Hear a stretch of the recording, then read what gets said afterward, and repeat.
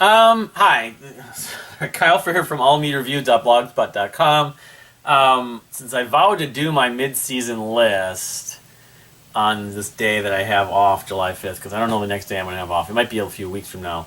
Everything with our hands full with the cats, although they're doing pretty well today. I think they're starting to, maybe we're not going to be as in hot water about leaving them here alone. So that's the biggest thing the last few days it's like, how do we leave the cats alone? Got to go to work, So I'm going to do my mid-season albums list, which is a long list, and it's a massive undertaking to put all the images in. That's the biggest problem. And so I don't know how I'm going to do this. I may only put my images in for the top 10, top 5, just do a collage, or do a separate slideshow. I don't know. It's a matter of how much time I have and everything with the fireworks on, because the fireworks will continue to go on. It's July 5th today, past this, late, and just... I vowed I want to stay at a hotel on 4th of July weekend every year because of how bad the fireworks get, how late they go. But everything with adopting 2 cats in the last week didn't really allow that, although there are hotels that allow cats. So the plan, hopefully, could be a year from now... We get the hotel at least on 4th of July evening, maybe for the night before, and even like after, depending on how much money it would be. Go jump ship in and just stay at a hotel somewhere with a soundproofed area and don't deal with them. But that's what kind of hurts some of my chances. But I just want to go through this, so I'll stop the babbling and go through the list because people like lists. And it's a long list, especially for mid-season, and it's not really definitive because a lot of these albums I've only listened to a few times, and I still need to hear more. But all right, I'll just kind of do this as fast as I can. So I'll first go with EPs. I only have 4 EPs listed. Number 4, Major Parkinson, A Night at the Library Live, good EP. Number 3, The Licorice Quartet Threesome Volume 3. Number 2, Typhoon Underground Complex Number 1, which may end up as my top EP depending on how things work by the end of the year. Number 1, the Dirtpa Robbins Queen of the Night episode songs. The last episode got uploaded. I did my last video blog, and it was good. It was a good, interesting. I can even watch all the episodes again, but I hope they release the whole thing. I haven't seen anything. I hope they release the whole thing as one collection, maybe as a physical version. But I need to pick up I need to digitally purchase the last songs on episode 4. I think it's the 4th episode, of Queen of the Night. So, all right, so let's kind of do this lightning round, because there's other honorable mentions or stuff that I haven't heard on my list. I'll just kind of go over that if I have time at the end, including that album. Okay, so Elvis Costello and the Imposters, The Boy Named If, number 29. Owl, The Saltwater Well, number 28. Black Country New Road, Ants from Up There, most overhyped album of the year, most overrated and overhyped album of the last 5 to 10 years probably. But I have that number 27. Church of the Cosmic Skull, There Is No Time, number 26. Oddland, that metal band, that sort of opathy, Vermilion, number 25. Chrome Canyon, it's Morgan Z, formerly of Apes and Androids, like 3rd or 4th record since the end of Apes and Androids. Director, although he wasn't one of the main songwriters. He played with them live. I don't know if he even played on the albums, but anyway, the album's called Director. It's very ambient. It's not bad. I need to listen to it more. That's number 24. Number 23, Persephone, Metanaya. Kind of similar to their last record. Not bad, but nothing I'm getting too attached to. Number 23. Number 22, Courtney Swain, Silver Lining. Okay, enjoying it a little more than the last Bent Knee, sadly, or in some ways. Number 21, The Gathering, Beautiful Distortion. I liked it initially. I'm sort of just lukewarm on it at this point. Not as good as the last record, The Disclosure, from 10 years ago, but I don't know. I think it will still be on my list at the end of the year, but I guess it's a slight disappointment given I remember I liked it initially, but I don't know. What was that Disclosure record from 10 years ago. I should listen to that. Revisit. I'm meaning to revisit that and see how it really compares. Anyway, number 20, Ty Tabor, Shades. Good solo record. Not amazing, but I still like it. Number 19, Block Party's Alpha Games. I've listened to it maybe twice. Probably better than I expected, and this is the second record that Justin Harris has actually played with them and been on it, but But my expectations of Block Party have dropped a lot because I haven't liked a record from them in a long time. So, number 18, Bubble Mass Turf Ascension. A lot going on in this record that I again haven't provided enough time to like sort of, you know, see if it's going to go farther for me. I'm intending to. I know Kai among the rest of the band I'm friends with. I've known them for a long time, and we got my friend here. So I told you about one of the two kitty cats. This is Megan. Yeah, she went to the doctor today. So yeah, she's giving her opinion about all these albums too. But maybe you'll be in more videos in the future. So here you go. Anyway, let's see here. So that's 18. So yeah, Bubble Math is still a work in progress for me at best, but we'll see. I still want to support them regardless. I know the prog scene loves them, and it's great that they've released now 2 albums in the last 5 years after having very little. See, there she is. She's enjoying the window. I had Latte photobomb my videos maybe a couple times. Anyway, she's getting used to her new home. Let's see here. Where was I? No, number 17, 0 Hours, Agenda 21. Another record that I've only gotten through maybe twice and kind of sleeping on to an extent because the best music from that band I really like, mainly the Towers of Avarice. So I will definitely not. And the intention is definitely to give it a little more time to see if it could go up much. But part of it's because there's so many albums this year that it's not going to go. It may not go that much higher. So number 16, Bjorn Reese's Everything to Everyone. Not his best, but still pretty damn good. On par almost with some of the previous records I've listened to. He's very prolific, so it's sort of hard to really compare. You have so many albums, but I still enjoy a lot of that record. But I'm not attached to it, but I still like it. Number 15, Grimace is Abandonic. Now thinking about it, I'm not sure I would put that even as high, but for now I'm going to give it number 15. The Romanian band that has put out not a bad record to me, similar to ours and some other bands, Vast. This album doesn't grab me as much as some of the previous records, but I still liked it enough. I mean, I kind of felt like it was almost a chore to get through, though, so I don't know. I need to give it some more time still. Takis, the project with Jonas Bjerre from Mew, and why am I spacing on the other guy that's into this band? I talked about it.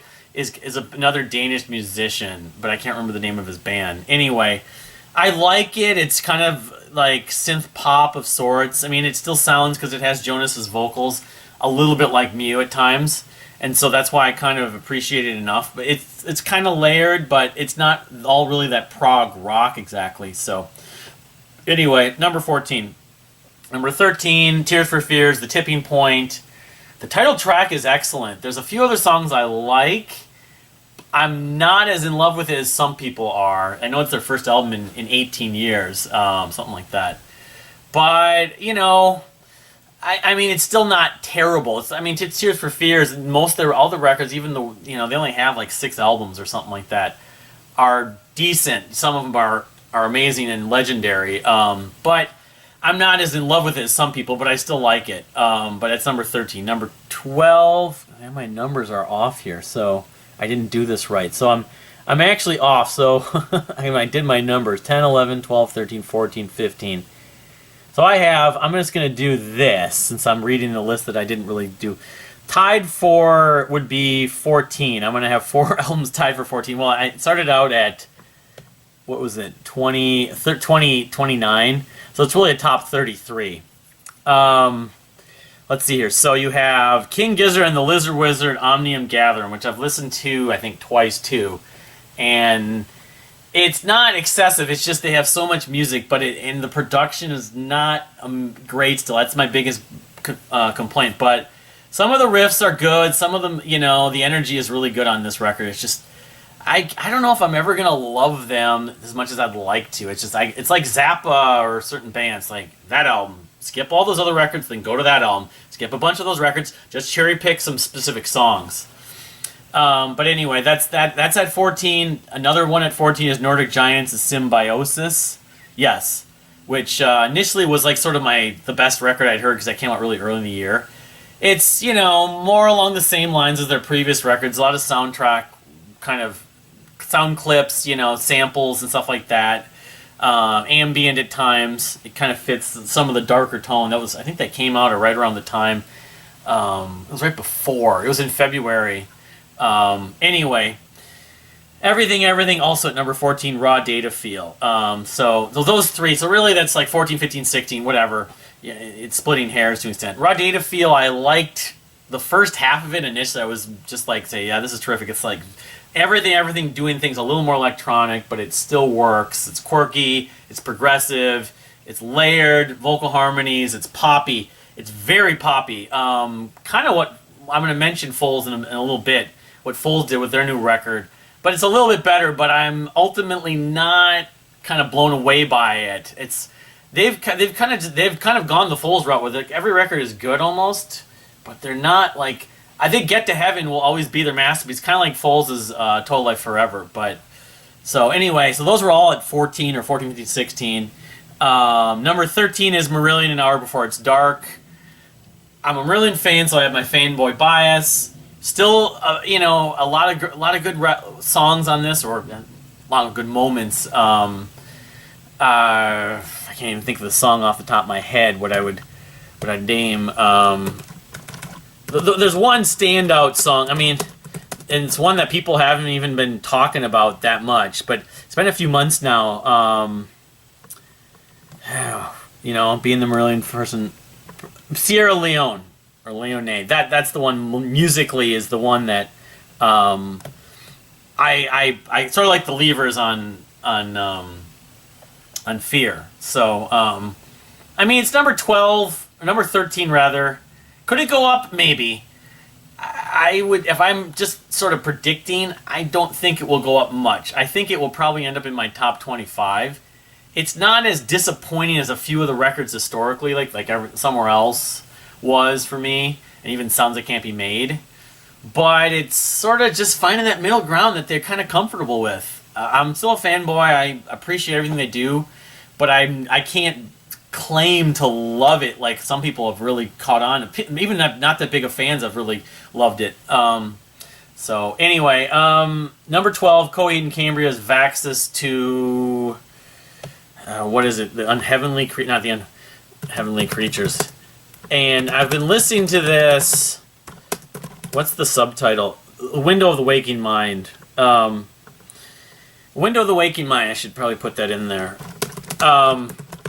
It's a really poppy record, and almost like mall pop record. I mean, I should name specifics, and maybe in a future time I should do a separate video, because technically it only came out a couple weeks ago, but it was shared online a little over a month ago, kind of a lesser version of it. It might be in some ways their most sort of energetic and catchiest album, especially catchy, sort of earwormy, or at least catchiest album. Comatose is one of the singles that I was thinking of it, but since Good Apollo 1. That's their masterpiece. That's their epic of all epic records, and I'm sure they'll never make a record that good. I'd be surprised. I liked Vaxxus 1 a lot, though, more than I expected. I've had issues with every one of the records between Good Apollo 1 and the Vaxxus 1. So, I'm happy with it. I need to listen to it more, because I'm hearing it in a better fidelity. That album, unlike the Marillion album, could potentially go up, but I'm not sure. It depends on how much. It's sort of caught in sort of a numbers game with so many other records. I don't have that much time, and sort of life's getting in the way to invest all the time I want to invest into these records. But it's number 12. It's still up there. All right, number 11, Archive, Call to Arms, and Angels. Better than I would have expected. Again, they're kind of caught in a numbers game, but it's a long album. It's like 80 minutes long or something like that. But it really works. I'd say that's the best Archive record maybe since Controlling Crowds, which says a lot. I'd like to physically try to find a physical copy if it's available. I like it that much. At the same time, you think about by the end of the year where it falls and how much I'm going to listen to it. But, is it a matter of me investing the time and having the time? Yes. But some of it just is, maybe I'll be catching up on some of these records like Panther from Pain and Salvation. Just caught up like Fate's Warning's Long Day to Good Night. I just haven't had the time to like go back and listen to enough over the years. I need to. Anyway, next is I have Cloud Cult's album Metamorphosis, which I really enjoyed, especially initially, and I still enjoy, although I think it's kind of an uneven record in some ways, in that the best songs are great. There aren't bad songs, but it's sort of mood and more stripped down songs. And, you know, One Way Out of a Hole is the biggest banger on that. It's a classic Cloud Cult track. And so it's number 10. Again, I don't know where it's going to fall by the end of the year, but good record. I want to get a physical copy. They are going to be releasing it on vinyl somehow. I don't know, again, how they're doing it environmentally, but I remember reading about that. So I will buy it if I get the chance to. I like it that much, and I'm a Cloud Cult lifer, basically. I want to support them. Anyway, number 9, Pure Reason Revolution's Above Cyrus. Heaviest album they've done for the most part. Most guitar-oriented, most John Courtney-centered album, for better or for worse to an extent. What's the Sideways? Screaming Sideways, I think it's called, is the one that's the biggest banger. And I listened to this a lot the first week and change it came out. But after that, again, it's been sort of a numbers game with a lot of these records. I think it's called Screaming Sideways. Let's see here. Yeah, Scream Sideways. Yeah. I mean, it's good. I think I agree with some of the comments about it. It sounds a fair amount like it was written and very much a response to the last album, Eupnia. And having revisited Eupnia recently, I don't like it as much as I like that album. I gotta go check on Kitty. I'll be right back. All right, resuming. Hopefully this is it. Anyway, Above Cyrus is good. Yeah, at this point I'm not sure because it's so guitar oriented. It's so a lot of the same riffs, a bunch of the songs. But you know, sometimes these albums age well. I think Eupnia has actually aged better than I even expected, because I remember liking it in 2020. Everything with the way the world is going and everything with job stuff, it kind of got lost in that shelf. It came out in April 2020, and I kind of forgot about it. I liked it, but I didn't really go back to it. And then I revisited. I'm like, this is really good still. So we'll see if you'll see what happens with this. But that's at number 9. Number 8, I'm going with Porcupine Tree's Closure / continuation. The full version, and I've only listened to it about 3 times. And I know there's been reviews. I would probably want to do an individual review of it soon. It just came out a couple weeks ago. The song, what is it? There's a couple tracks that stand out to me, and I'll say this in the review. But let's see here, track list. The full version with the bonus tracks. The bonus tracks are the 2 of the 3 of them are really good. Dignity is one song that I'd say, in Kimura's Wreck. Those are my favorite 2. Although I think the second half gets better. Harridan is okay. I'm kind of just doing my review right now. But the extra the one instrumental is okay among the bonus tracks, but I think what makes this Closure continuation, I can see it this way, being a little bit better. Never Have and Love in the Past Tense. Those 2 are really good. Although one of those songs, I believe it's Never Have, sounds like a Blackfield song. Like, this is basically Blackfield, but it wasn't using the last Blackfield record, to me. I think that's... Anyway, so that's where it goes. And again, I'm still kind of taking it in, but all these new records that have come out the last few weeks, it's definitely one of the better ones. It's not the best, but... So, okay, number 7, Warpaint's Radiate Like This. Still need to buy a physical copy on vinyl, but I am still enjoying this. Even though it's subdued at times, the songs have little bits that I enjoy, and I'm still kind of taking it in, even though it's over a month ago. I've listened to it probably 6 times, but I'm still kind of just getting to know it to an extent. But it definitely works sort of better than some of its parts. I don't want to really skip any songs on it. So anyway, number 7, Warpaint. Number 6, Team Me, Something in the Making, which they just announced, I think, the day or yesterday. The vinyl's going on sale in like a week. So I'm hopefully get that. But yes, Team Me, the first Team Me album after they broke up in 8 years.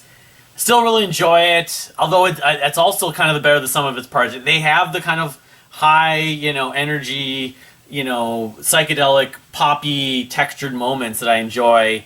the Mew-like moments, without Mew music in the last how many years, it's kind of filling that void to an extent. And I mean, it's as good as their other two records. I don't know.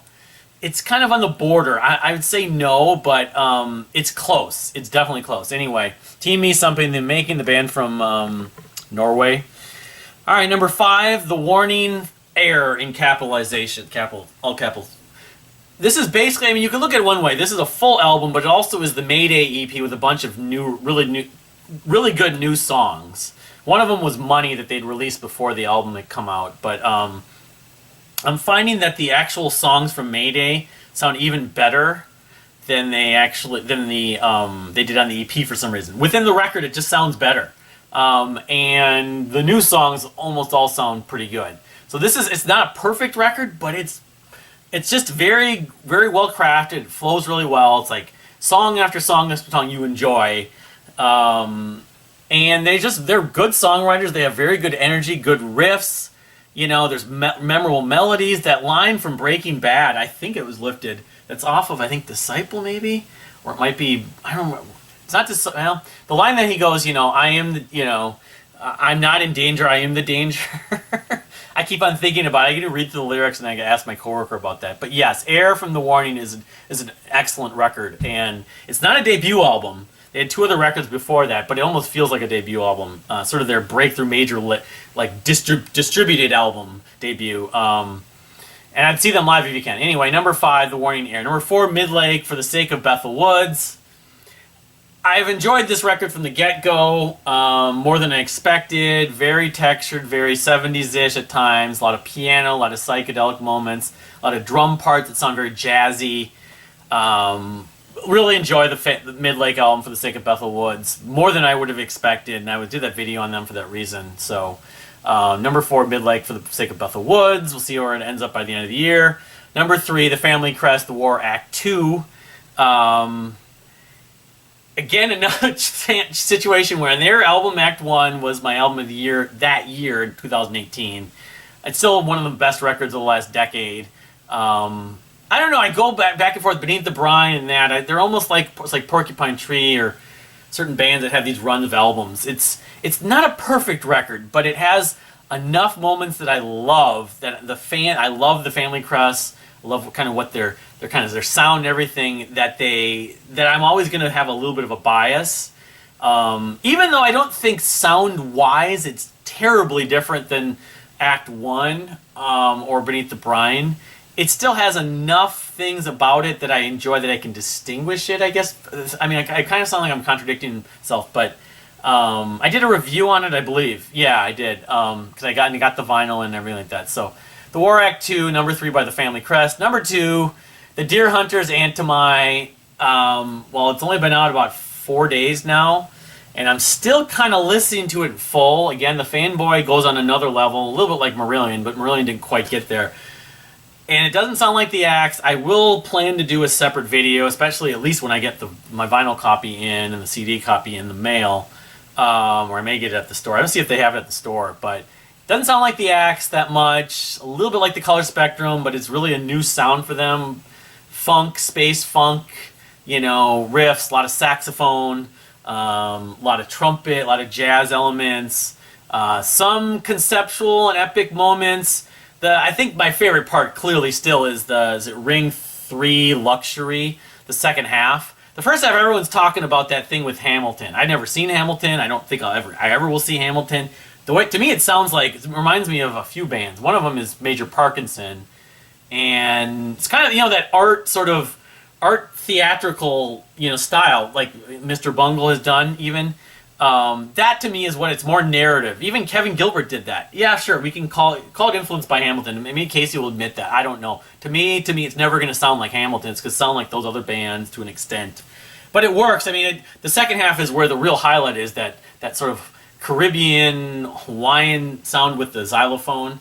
That hook is just never, it's an earworm, and it works. Even though, the whole collection of songs on Antimai seems like it's very kind of major key-ish at times, and it's not as it doesn't span sort of the whole tones as some of the other albums have. I kind of looking at this album now as sort of the precursor, preamble to a series of other records where they'll dive more into different kind of dramatic styles and ideas and tones. So it's sort of, it's just setting the stage. Someone compared it to Act 1 in that sense, and I think it kind of is. So, but for what it is, it's good. It's not extensively long, although it's longer than Act 1. But anyway, I'll hopefully elaborate more on that when I do an actual review. Number 1, Gospel's album, The Loser. It flows perfectly beginning to end. It has Tango, which is just one of the best banger tracks of the last 20 years. It's so good. I've never gotten sick of it. Yeah, the screamo part of it is not for everyone, and I'm typically not the audience for that either, although I grew to kind of digest different style vocals that weren't clean. It's just the prog element, the psychedelic element, the Hammond B3 organ, all that stuff, mixed with the riffs, the energy, the raw emotion. And at some point, the screamo really acts as like another guitar part, like death metal, where it actually sounds better when you have it. And the drumming, I mean, it's just... I mean, the production, I have my one little beef with it is a few songs, there's some clipping on the cymbals. But it doesn't matter. It's so good. I'm almost thinking I like it more than Moon is a Dead World at this point. It's close. A lot of people would scoff at that because they love that record, but I love The Loser.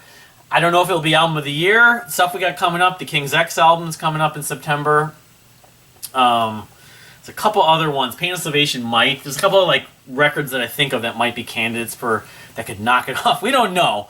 But if it ends up album of the year, I won't be surprised. But at the same time, I wouldn't be surprised if something else does, including some of the albums on this list. I may grow to enjoy more. So give me your top 5, 10, 15 records if you want. I'd love to see them. What are you looking forward to most the rest of the year? I mean, there's stuff like Muse, and I mean, I guess let me pull up Dream Theater forums and just find the list just to go over it for the 87th time in the last 3.5 months that I've done this. I mean, the biggest, that's the thing, is the biggest sort of blue chip, obvious album for me that's scheduled right now is King's X. I'm not even telling you the name of it right now because I don't remember the name of it. 3 Sides of One. And the documentary, it's scheduled, there's a trailer for it, but there's a video, humorous video that shows some stuff from it. It's going to be more like recent footage, I think, recent interviews than older stuff, but I hope it's going to be a mix. Right now you have A to Z, the Fates Warning, the Mark Zonder and Ray Alder debut album that's coming out on August 12th. That's somewhat of a big deal to me. That's more or less it. There's a Black Midi album, Hellfire, that comes out. It's interesting because Stranger Things and Hellfire. That album comes out on Friday, which is already #1 on Rate Your Music's chart. It's scary. It hasn't even been released. There is 2 albums from Eric Johnson, The Book of Making, Yesterday Meets Today, kind of sleepers. Going Places from Josh Rouse on the 29th. Those are on the 29th of July. That's about it. I mean, Motorcycle I'll check out. There is the Kings of Mercia, the Jim Matheos thing from Fates Warning. But yeah, I mean, that's the only thing that's guaranteed. So the rest of the year, there's nothing confirmed with. I think if the Queen of the Night thing from Dirt Per Robbins comes out, that has a chance to mix in there, because I think there's a good chance that will. But other than that, I mean, there's just stuff that I don't know about, and then Peter Gabriel's I/O, Clint 1918, some more, Polyphonic Spree, Salvage Enterprise, stuff that hasn't been announced yet, so it's kind of weird. I mean, Ben Sinister might have an album.